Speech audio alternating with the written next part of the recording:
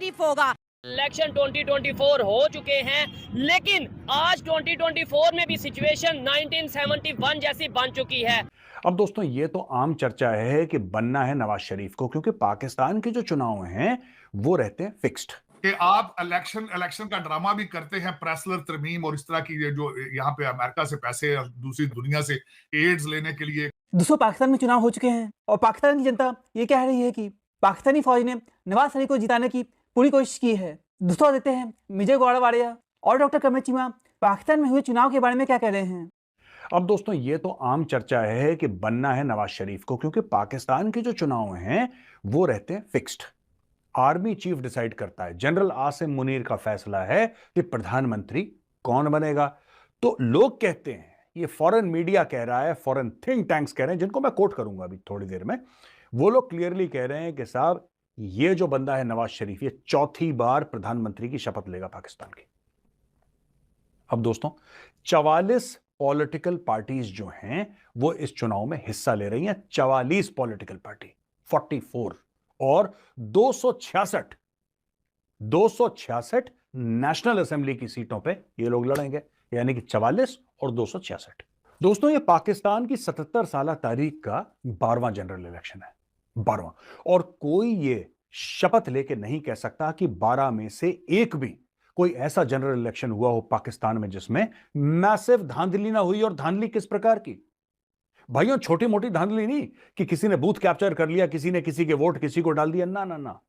जब पाकिस्तान में धांधली होती है फिर वो पाकिस्तानी स्टाइल में धांधली होती है, यानी कि जो कैंडिडेट हैं उनको पाकिस्तान की फौज अगवा कर लेती है। दूसरे कैंडिडेट को जिसको हरवाना है उसके पास रात को फोन आ जाता है कि तुम्हारे बच्चे और तुम्हारे बीवी हमारे कब्जे में है बेटा, अगर तुम चाहते हो कि वो जिंदा लौटें तो तुम चुनाव से स्टेप डाउन कर जाओ। चुनाव लड़ोगे तो अगले दिन सवेरे तुम्हारे घर के आगे उनकी लाश पड़ी होगी। ये सब पाकिस्तान में आम चीजें हैं दोस्तों। अब दोस्तों एक छोटा सा इतिहास मैं आपको बता दूं, फिर मैं आपको बताऊंगा कि पाकिस्तान का चुनाव अजीब क्यों है। इंडियन मीडिया थोड़ा बहुत कवर कर रहा है पाकिस्तान के चुनाव को, और पाकिस्तान के चुनाव को इस तरीके से कवर कर रहा है कि साहब ये है, ये सीटें हैं, ये यहां से लड़ रहा है। कोई फर्क नहीं पड़ता कोई कहां से लड़े यार, वो लाहौर से लड़े, इस्लामाबाद से लड़े, एवरीथिंग इज फिक्स्ड। मानिए मेरी बात, अगर मुझे डिग्री मिलनी होती पाकिस्तान के बारे में तो 3 PhD में ले चुका होता। 22-23 साल से यही काम कर रहा हूं और मैं आपको बता रहा हूं सारा मैच फिक्स है। और कोई ऐसा मैच नहीं है, पॉलिटिकल मैच, राजनीतिक मैच की बात कर रहा हूं। क्रिकेट भी फिक्स करते हैं ये, लेकिन कोई ऐसा राजनीतिक मैच नहीं है जो इनकी फौज ने फिक्स ना करा कर। अब ये कह रहे हैं कि जनरल आसिम मुनीर ने मन बना लिया है कि नवाज शरीफ बनेगा पाकिस्तान का प्रधानमंत्री वंस मोर, यानी कि चौथी बार वो बनेगा। ये अजीबोगरीब माहौल है, ये अजीबोगरीब माहौल है, राइट। पाकिस्तान में कि आर्मी चीफ डिसाइड करता है कि प्रधानमंत्री कौन बनेगा। लोगों को बता दिया जाता है कि बेटा देखो ऐसा है, ये पार्टी चुनाव जीतने वाली है, ये तुम्हारा प्रधानमंत्री बनने वाला है। अब जाओ, अगर तुम्हारे पेट में उबाल है, पेट में गैस है, गैस दूर करनी है तो जाओ बेटा वोट कर लो। खुशी चाहिए तुम्हें, तुम्हें यही तो झूठ बोलना है अपने दिल से कि पाकिस्तान डेमोक्रेसी है। झूठ बोलना है ना अपने आप से, बोल लो झूठ, जाओ वोटिंग करो, देख लेना क्या होता है, जाओ।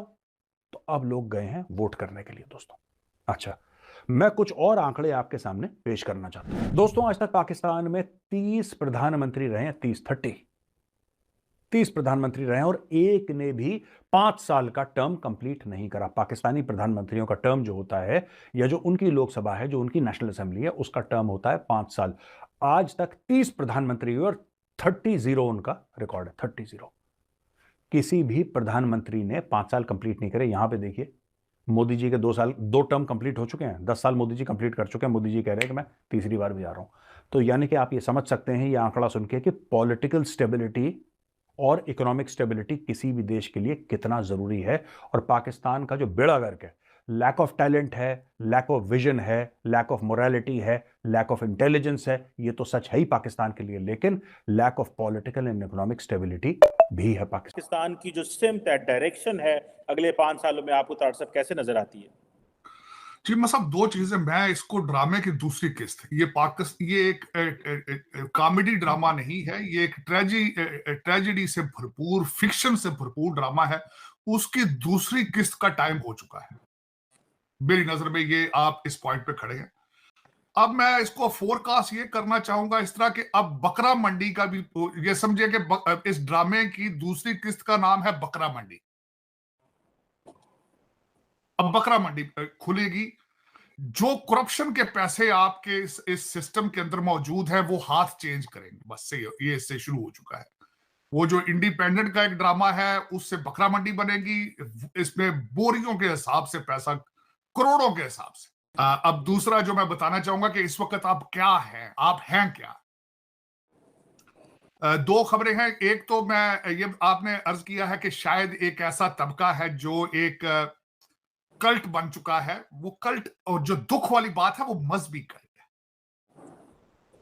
वो कल्ट एक नॉर्मल कल्ट नहीं है, वो कामाकाजी कल्ट है। कामाकाजी कल्ट, वो कहते मुर्शद है पाकिस्तान, वो कहते मुर्शद नहीं तो पाकिस्तान भी नहीं चाहिए। उन्होंने कहा था काश सियालकोट हमसे हाथ से चला जाता, और उनके मुर्शद साहब फरमाते थे कि चोरों से बेहतर है पाकिस्तान के ऊपर कोई एटॉमिक अटैक कर दे। ये वो कल्ट है, ये उस कल्ट के हाथों में जा रहे हैं आप। तभी मैंने कहा था कि ट्रेजेडी के ड्रामे की दूसरी किस्त शुरू हो चुकी है जिसका नाम है बकरा मंडी।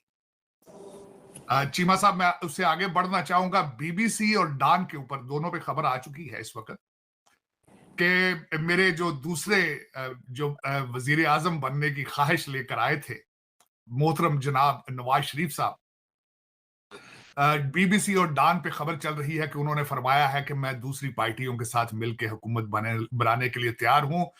हमें जल्द से जल्द राब्ता किया जाए, डॉलरों पाउंडों की सख्त जरूरत है लंदन के अंदर। तो ये उनका ऐलान ये आया है। लेकिन इसके बाद मैं ये बताना चाहूंगा कि चीमा साहब, आपके बचने की कोशिश मुझे किसी तरफ से कोई मुझे उम्मीद नजर नहीं आ रही।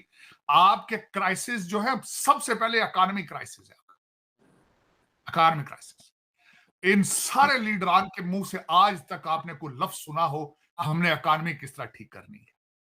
नवाज शरीफ साहब ने जब खुडियां कसूर के सामने जलसे में इकट्ठे हुए थे, इन्हें पता था सबसे ज्यादा यूथ सामने खड़ी है, और इन्हें पता है कि यूथ को इंग्लिश और मैथ पढ़ाए बगैर अगली सेंचुरी में Pakistan can not enter into the next century.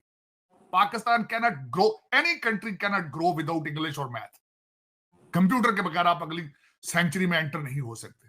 कि आप इलेक्शन का ड्रामा भी करते हैं, प्रेसलर तरमीम और इस तरह की जो यहाँ पे अमेरिका से पैसे और दूसरी दुनिया से एड्स लेने के लिए जो आपने हाइबर सिस्टम क्रिएट किया है, ये एक सारी दुनिया को पता है। और सबसे बड़ी बात ये है कि आपके पाकिस्तान के अंदर तो इस वक्त मीडिया ने बहुत अरसा पहले ही लगा दी थी खबरें अगला वजीर आजम नवाज शरीफ। लेकिन मैं एक बात पे हैरान हूं कि इंटरनेशनल मीडिया ने आपके इलेक्शन की धज्जियां बड़े देर से उड़ा रहे थे। वॉशिंगटन डीसी में शैम इलेक्शन के नाम से आपके इलेक्शन को कहा जा रहा था, आपकी डेमोक्रेसी का मजाक उड़ाया जा रहा था मुसलसल। आप ड्रामा भी करते हैं, ढंग से नहीं करते, ये अफसोस के साथ ये कहूं। लेकिन ये देखें, बदकिस्मती है इस मुल्क की जो ये एक्सरसाइज की आपने। इसके बाद आप एक क्राइसिस से निकल के you are going into the another crisis. दोस्तों, पाकिस्तान के नेता नवाज शरीफ ने कहा है कि वो इंडिया से दोस्ती करना चाहते हैं और पाकिस्तान का विकास करना चाहते हैं। दूसरी ओर पाकिस्तान के नेता इमरान खान की पार्टी ने कहा है कि इमरान खान की पार्टी ही पाकिस्तान के चुनाव में जीती है